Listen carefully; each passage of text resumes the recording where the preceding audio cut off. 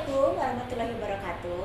Halo sahabat PPJ Kota Bogor, welcome back to podcast Pakuan Jaya Kota Bogor. Bersama saya Nadia Nurlita dan co-host saya Cep Hilman. Nah, kita hari ini bakal ngobrol-ngobrol tentang pasar nih Kang. Kayaknya kalau ngobrol pasar tuh gak ada habis-habisnya.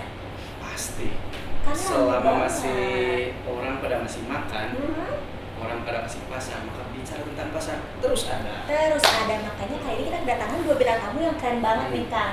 Orang-orang penting di pasar.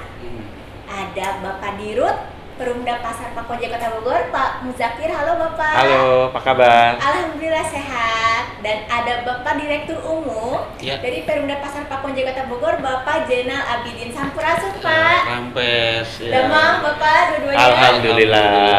Sehat. Nah, kita senang banget kedatangan dan matching nih seragam. Iya, Udah ya Kang? Betul. Kita kurang matching ya Pak Fer? Baju aja yang tidak matching. Oke, tapi kita tetap sefrekuensi ya Kang? Itu dong. Oke, nah. Untuk podcast PPJ. Untuk podcast sahabat PPJ Kota Bogor. Betul. Sekarang mau nanya-nanya nih ke Pak Dirut sama Pak Direktur Umum. Ya. Kan kita tahu nih kece banget sekarang pasar kebun kembang Blok F terutama ya Pak ya. Iya. Udah ada podcast, terus juga dari suasana pasarnya oke banget. Boleh diceritain nggak sih sama Pak Dirut atau Pak Direktur Umum boleh? Ada background story apa di balik megahnya pasar kebun kembang terutama Blok F, gimana perkembangannya sekarang? Oke. Ya, makasih sahabat PPJ semua. Izin menyampaikan beberapa hal. Jadi kita punya pasar Blok F yang diresmikan tahun kemarin oleh Pak Wali Kota. Jadi memang Blok F ini aja menjadi cikal bakal pasar atau konsep pasar kita ke depan. Jadi baik dari sisi bangunannya, fasilitasnya, pelayanannya, dan juga tata kelolanya. Jadi memang kita bedakan dengan pasar-pasar lain. Jadi kita bikin konsep baru di Blok F sini, dan jadi nanti akan jadi barometer di saat kita merevitalisasi pasar-pasar lain yang ada di Kota Bogor. Oke, jadi memang pasar kebun kembang Blok F ini jadi acuan ya? Jadi acuan ya. Oke. Berarti kalau gitu udah ada rencana nih Pak, pasar-pasar lain akan mengikuti? Insya Allah. Oh, oke. Jadi tahun ini insya Allah kita akan membangun ada 6 pasar di tahun 2022, dan nanti akan kita lanjutkan sisanya ada 2 di tahun 2023 ya Pak Dirum ya? Iya. Oke, kalau boleh tahu apa gitu Pak Dirum rencana yang tahun depan akan dibangun dan tahun ini? Ya, makasih Pak Dirut, rekan-rekan semua dan sahabat PPJ Kota Bogor. Seperti tadi yang disampaikan oleh Pak Dirut bahwa Blok F ini menjadi barometer ya, atau patokan kami dalam membangun pasar di Kota Bogor. Nah, di 2002 ini kita akan coba melakukan pembangunan yang pertama adalah pasar Tanah Baru. Ya. Nah, ini sudah mulai proses lelang dan lain-lain sudah dikerjakan oleh tim yang ada di Pasar Pakuan Jaya, kemudian Pasar Pamoyanan, kemudian kita juga akan melakukan proses pembangunan yang anggarannya berasal dari investor ya, Pak Dirut. Itu Pasar Sukasari, kemudian Pasar Merdeka, Jambu 2, kemudian Plaza Bogor. New Plaza Bogor. Yeah. Nah, 6 pasar ini kita coba lakukan proses pembangunan mulai di 2022 ini. Nah, dasarnya apa kita melakukan proses pembangunan ini? Kita punya, kalau di pemerintahan itu ada Renstra, rencana strategis. Tapi kalau di Pasar Pakuan Jaya ya Pak Dirut, itu kita sudah mengesahkan yang namanya business plan atau rencana bisnis. Nah, dalam rencana bisnis itu di tahun 2022 ini kita akan melakukan proses mulai dari perencanaan sampai proses pembangunan itu sekitar 6 pasar. Yang sisanya kita coba lakukan pembangunan di 2023. Itu rekan-rekan. Berarti semua itu sudah sesuai dengan rencana bisnis ya? Iya, sudah. Jadi saya menambahkan, jadi di 2022 ada 6 pasar, nanti kita lanjutkan di tahun 2023. Sisanya 2 pasar, Pada Suka dan Taman Kencana. Jadi harapannya nanti di akhir periode kami juga di 2024 ya, pasar-pasar yang ada di Kota Bogor ini kan pasar-pasar kita pasar-pasar peninggalan masa lalu yang umurnya juga rata-rata di atas 30 tahun. Jadi udah sangat dibutuhkan peremajaan Karena kenapa? Orangnya kan udah muda-muda nih, Mas, pasar masih tua gitu. Nah, jadi memang harus revitalisasi. Dan kita emang mulai dari Oktober ini sudah kita, yang tadi Pak Dirut sampaikan, udah kita genjot pasar kecil dulu, Tanah Baru, Pamoyanan. Nah, kita akan lanjutkan di Oktober ini juga. Jambu 2, Merdeka, Sukasari, dan New Plaza Bogor. Wah, menarik nih Pak, Iya. dimana revitalisasi ini sudah direncanakan ya, dan Iya. dalam bisnis plan. Sebelumnya boleh dijelasin nggak Pak, apa aja sih yang jadi indikator kalau pasar ini harus kita revitalisasi nih, kira-kira apa syaratnya? Iya, iya. Yang pertama kan dari sisi faktor usia. Kan kita juga harus menjamin yang pertama pedagang kita yang ada di dalam pasar, yang kedua masyarakat yang berkunjung ke dalam pasar. Pasar ini masih aman nggak? Kalau roboh bagaimana? Nah, jadi kalau pasar memang udah tua, walaupun kita dandan segala macam, tetap aja bocor sana, bocor sini, gitu kan. Jadi ya tujuan kita membangun pasar, refresh lagi, zoningnya juga kita akan atur biar rapi. Kalau sekarang kan rada carut marut, jualan sayur, situ jualan baju. Nah, nanti akan kita rapikan. Kalau sekarang agak susah kita pengaturan karena mereka memang udah tahunan, terbentuk lama ya. Kita bangun baru, kita tata kelola dengan rapi, masyarakat yang berkunjung berbelanja juga enak, pedagangnya juga enak. Ya, insya Allah akan untung semuanya. Oke, jadi memang keselamatan pedagang dan pembeli jadi faktor utama ya, dari Perumda adanya inisiasi ini. Juga ada tata letak, pengaturan tata letak yang lebih rapi ya. Iya. Supaya Karena pasar kan harus juga dibangun memenuhi standar ya. Kalau sekarang standar SNI kan. Nah, jadi kalau pasar-pasar kita yang ada kan nggak bisa kita menambah fasilitas segala macam juga udah nggak memungkinkan. Jadi inilah kita pengaturan dari berapa banyak pedagang, berapa luas parkir yang harus kita siapkan di dalam pasar. Ini kan jadi bahan pertimbangan. Nggak bisa kita bangun pasar tapi kita nggak menyiapkan lahan parkir. Jadinya orang parkir di jalan. Nah, yang ininya yang harus kita rubah. Misalnya kayak tadi saya sampaikan di awal Blok F. Kenapa Blok F jadi barometer? Di sini parkir mobil mencukupi, parkir motor juga mencukupi. Jadi masyarakat yang berbelanja juga nyaman, nyimpan mobilnya, kendaraannya lebih aman. Kira-kira seperti itu. Iya. Oke Pak, terus mau nanya juga nih, kira-kira ada alasan nggak Pak dari revitalisasi ini diurutkan tadi yang Bapak sebutkan? Ada urutannya pasar ini dulu, pasar ini dulu. Nah itu ada alasan nggak Pak di balik itu? Kira-kira urutannya seperti itu? Adil, ayo jawab. Iya, jadi saya bilang tadi bahwa proses pembangunan pasar itu kan harus bertahap. Iya. Kemudian etapenya jelas. Nah, ini berdasarkan pada bisnis plan tadi. Nah, kita sudah detailkan tuh dalam sebuah bisnis plan Pasar Pakuan Jaya bahwa yang harus pertama dibangun adalah pasar-pasar yang menggunakan anggaran dari penyertaan modal pemerintah. Itu Pasar Tanah Baru dan Pasar Pamoyanan. Iya. Nah, kemudian tahap yang kedua ini selesai, kita coba dengan Sukasari, kemudian Merdeka, kemudian Jambu 2 dan New Plaza Bogor itu. Nah, ini menggunakan anggaran yang bersumber dari investor. Gitu. Jadi kita sudah mulai. Semangatnya sebenarnya sama. Bagaimana kita lakukan revitalisasi ini seperti yang disampaikan Pak Dirut tadi, bahwa pasar harus sudah mulai berubah. Jadi tingkat pelayanan kepada masyarakat Kota Bogor ya, terutama yang ada di sekeliling pasar ini sudah mulai bisa memahami bahwa pasar harus berubah yang citranya dulu kumuh, kotor dan lain-lain itu ya, becek. Nah, itu citra pasar terdahulu lah. Nah, sekarang dengan revitalisasi itu kita coba rubah. Citra pasar itu lebih bersih, nyaman gitu ya. Ada standar SNI dan lain-lain. Nah, itu adalah tahap yang sudah kita detailkan dalam bisnis plan. Dan itu kejadian di Pasar Kebon Kembang Blok F ini ya? Betul, kayak nyaman. Saya juga seneng, wah ada liftnya nih di pasar. Mudah-mudahan pasar lain bisa sekece Pasar Blok F ini. Amin. Ya. Mungkin akan ada yang lebih bagus dari Blok F juga. Wah, kepo. Oke. Terus saya mau nanya nih. Ya. Tadi kan ada satu nih Pak Dirut yang rencana tahun depan kan ya, rencana Taman Kencana. Iya. Kalau boleh nih bocorannya, itu kan kayaknya di situ bisa buat tempat nongkrong. Nanti setelah direvitalisasi kira-kira masih mengakomodir atau lebih bagus atau seperti apa tuh kira-kira tuh Pak Dirut? Ya, yang pasti begini. Kita membangun pasar itu faktor yang pertama kita pertimbangkan pedagang existing atau pedagang yang ada tidak mungkin. pedagang yang ada nggak mungkin kita hilangkan. Hmm. Kita akomodir mereka, tapi dengan fasilitas yang ada, misalnya kita luas tanah yang ada, ini kita bangun bisa menampung yang lain. Nah, jadi kita memang konsep di Taman Kencana itu nanti akan tetap jadi pusat kuliner. Kayak embirionya juga udah ada kan, di situ ada beberapa resto kuliner ya. Sate juga yang lagi sangat terkenal di Taman Kencana kan.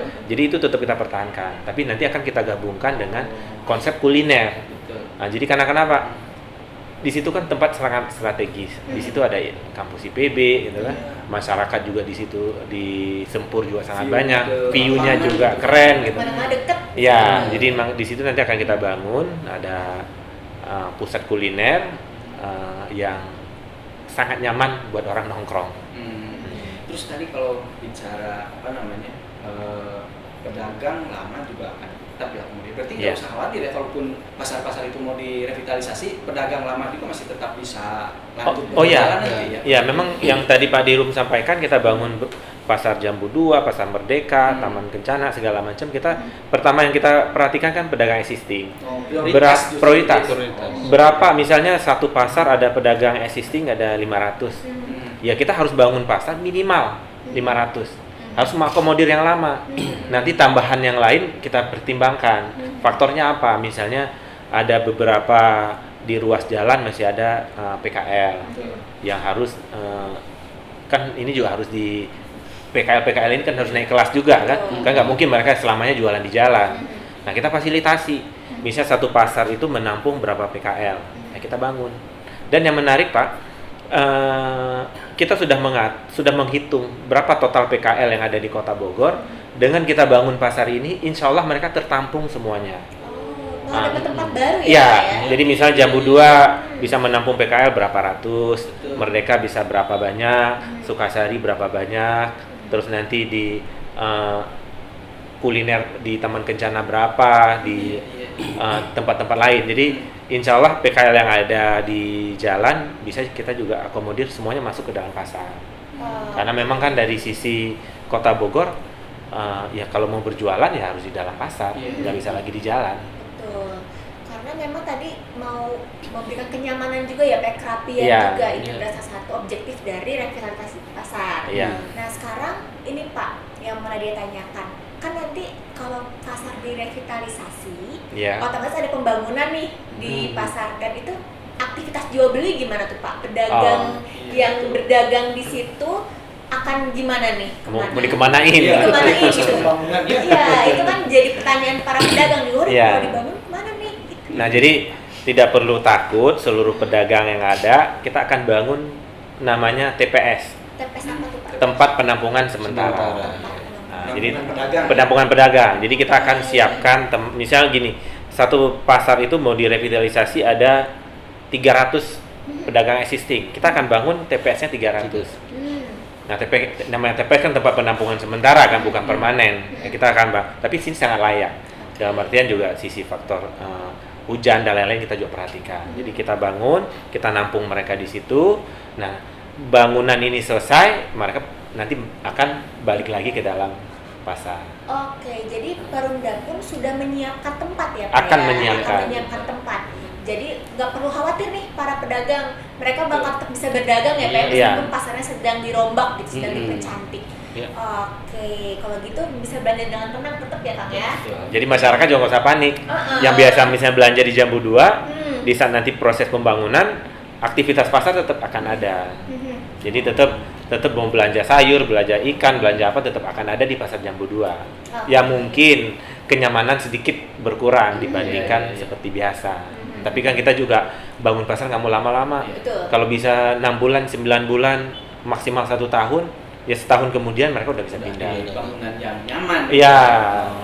Oke, nah baru mau nanya itu Pak, kira-kira targetnya itu target yang bisa dicapai kalau mau membangun pasar tuh rata-rata berapa ya yang ditargetin sama Perumda supaya nggak lama? Tergantung besar kecilnya pasar yang pasti ya. Cuma rata-rata sih dari misalnya tadi kita yang Pak Dirum sampaikan Jambu 2, Merdeka, Sukasari, target kita itu rata-rata 9 bulan. 9 bulan. Ya, jadi Kalau misalnya lancar kita berarti ya. mulai jalan di Oktober, ya tinggal ditambahin 9 bulan kemudian, insya Allah pedagang juga mulai masuk lagi ke dalam pasar udah bisa berjualan.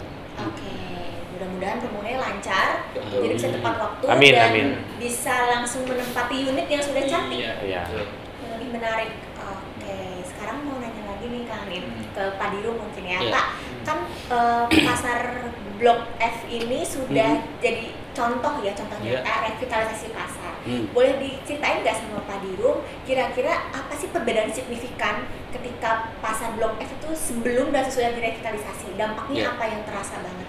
Ya, secara fisik misalnya ya, kita lihat dari sisi sarana prasarana. Dulu rekan-rekan mungkin bisa tahu ya bagaimana kondisi Borobudur sebelum dibangun menjadi Blok F. Sarana prasarana pasti semakin meningkat, semakin bagus lah, semakin nyaman untuk dikunjungi ya. Iya. Nah kemudian infrastrukturnya, ya tingkat kenyamanan dan lain-lain, termasuk pada tingkat pengunjung yang datang ke pasar, mereka akan lebih senang. Mungkin dulu yang datang ke pasar sebelum ini dibangun, ya banyaknya ibu-ibu, ya, atau ibu rumah tangga, mohon maaf misalnya pembantu rumah tangga, jarang-jarang ada anak muda atau bapak apa namanya Pak Diru itu kepala keluarga ya, Iya.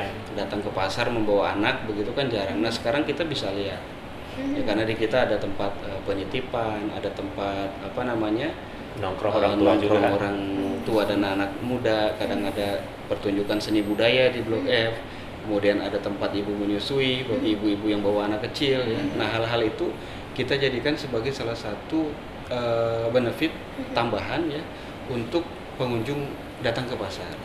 Nah dari sisi fasilitasnya juga sudah mulai berubah. Ya dulu tidak ada yang namanya orang di pasar tuh pakai lift gitu ya. Sekarang kita sudah mulai di pasar ada lift, jadi Eskalator, lift. eskalator ada. Nah hal-hal ini yang menjadikan kita ingin merubah citra pasar. Pasar tradisional ya atau pasar rakyat ini pengelolaannya ya jangan tradisional lagi ya. Tetapi proses pengelolaannya ini yang harus lebih ke arah modern gitu. Termasuk bangunannya juga harus lebih representatif ya untuk dikunjungi oleh warga Kota Bogor gitu, untuk datang ke pasar. Terus kayaknya secara keamanannya juga Pak Dirum ya, Pak Dirum lihat ada security juga ya di Iya, sini kan? ada. Iya. Dulu Jadi, kayaknya serem gitu ke pasar. Betul. Sekarang udah Kal- enggak gitu. Kalau sekarang malah kan setahun pasar ini kemarin juga waktu Ramadan ya alhamdulillah tingkat pencurian nol ya, tidak ada. Karena kenapa? Kita emang tiap titik kita pasang CCTV, security kita juga sigap ya. Iya. Jadi mereka juga menjaga pasar ini 24 jam. Jadi copet juga mau masuk mikir Mikir 7 dulu kali Nah, ya. Iya. Jadi Mikir mending 2 kali lagi. mending jangan di Bogor lah, pindah ke tempat lain aja. Iya. Jadi- waspada copet yang bisa masuk pasar. Bayangan dan image pasar yang dulu Iya. tuh serem, banyak copet tuh perlahan lagi dirubah ya Pak ya. Iya. Melalui revitalisasi pasar ini. Betul. Dan tadi menarik yang Pak Dirun sampaikan, berarti memang targetnya tuh memang mengajak nggak cuma kalangan ibu-ibu yang datang ke sini ya Pak ya, justru anak muda juga Iya. lebih ini. Ya emang semua pasar ini kan terbuka buat umum. Betul. Jadi yang dulunya teridentik dengan yang tadi Pak Dirum sampaikan kan, kita kepingin merubah. Kan sekarang di Kota Bogor sendiri remaja berapa banyak? Mungkin yang senior udah lebih kalah dibanding yang remaja. Kalau remaja ini nggak kita fasilitasi, nggak kita buat pasar yang mereka juga nyaman, mungkin akan kehilangan. Bisa jadi 5-10 tahun ke depan udah nggak ada lagi generasi yang mau ke pasar. Namanya jadi kita bikin konsep pasar ini adalah pasar yang terbuka buat umum. Jadi mulai usia muda sampai usia tua juga berkunjung ke pasar. Iya. Sudah terbukti sih ya. Iya. Iya.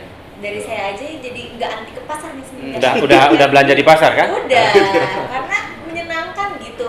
Terus tetap ada kesenangan tersendiri kalau bisa interaksi langsung dengan pedagang. Iya. Makanya tetap memilih datang langsung ke pasar. Nah, Pak, mau nanya lagi nih.